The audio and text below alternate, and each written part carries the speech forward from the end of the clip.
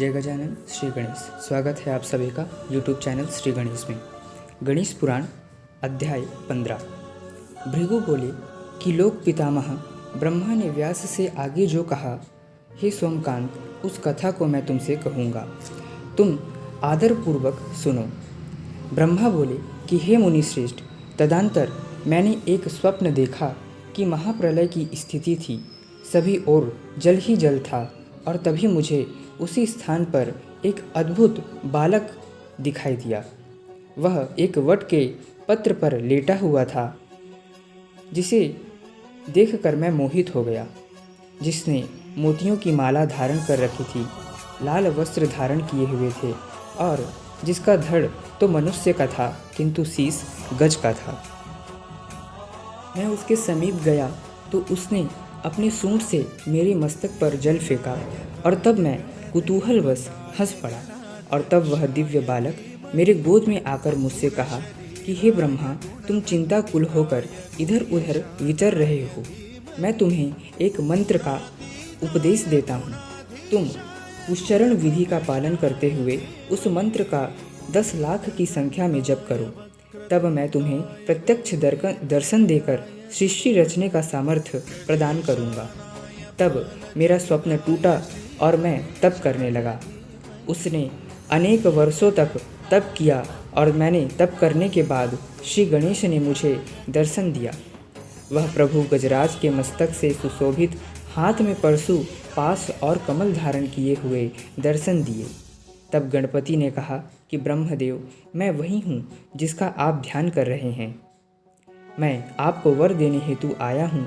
आप अपना अभीष्ट वर मुझसे मांगें।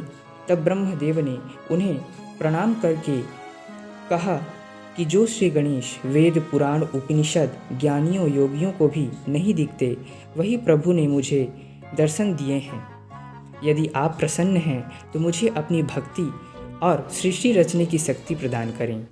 तब ब्रह्मदेव ने श्री गणेश का पूजन किया, और श्री गणेश ब्रह्मदेव को वरदान देकर अंतर ध्यान हो गए। अध्याय 16। राजा सोमकांत को श्री गणेश के इस परम पवित्र कथा को सुनकर उसके चित्त में हर्ष उत्पन्न हुआ। तब उसने आगे की कथा सुनने की इच्छा व्यक्त की। तब भृगु महर्षि ने उसे आगे का कथा कहना आरंभ किया और कहा कि तत्पश्चात ब्रह्मा जी ने नाना प्रकार की सृष्टि की रचना की।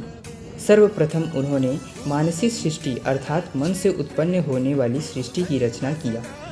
ब्रह्मदेव ने 7 मानस पुत्रों को जन्म दिया और सृष्टि को आगे बढ़ाने का कार्य सौंपा। तब वे मानस पुत्र तप करने हेतु, परम ब्रह्म को प्राप्त करने हेतु तप करने के लिए निकल गए। तब ब्रह्मदेव ने अन्य मानस पुत्रों को भी जन्म दिया, जिन्हें सनकादि के नाम से जाना जाता है। वे भी सृष्टि कर्म करने की अरुचि दिखाकर वे स्वयं ही अपने कर्म को करने लगे। उन्हें इस प्रकार असफलता प्राप्त होती हुई देखकर ब्रह्मदेव ने विभिन्न अंगों के तेज से जड़, चेतन, नर, नारी, वृक्ष, पशु इत्यादि की रचना करना आरंभ किया और सृष्टि उत्पन्न किया। और एक ओर क्षीर सागर में निद्रामग्न भगवान विष्णु के कानों से 2 राक्षस मधु और कैटव प्रकट हुए, और उन्होंने सत्यलोक जाकर ब्रह्मा जी के कार्य में विघ्न उत्पन्न करना आरंभ किया। तब उनसे रक्षा प्राप्त करने हेतु ब्रह्मा जी ने क्षीर सागर आकर निद्रामग्न विष्णु को देखा, और चिंता से व्याकुल होकर ब्रह्मदेव ने श्री हरि के नेत्रों में व्याप्त निद्रा रूपी देवी की स्तुति करना प्रारंभ किया, और उनसे विनती करने लगे और कहा कि हे निद्रा देवी, तुम इन भगवान विष्णु के निद्रा से मुक्त कर दो, ताकि यह मेरे कार्य में विघ्न उत्पन्न करने वाले इन दैत्यों का वध कर सकें, और इनका वध श्री हरि के हाथों होना ही निश्चित है। इस प्रकार श्री गणेश पुराण का 15 एवं 16 अध्याय संपूर्ण हुआ। श्री गणेशाय नमः। ओम गंगणपतये नमः।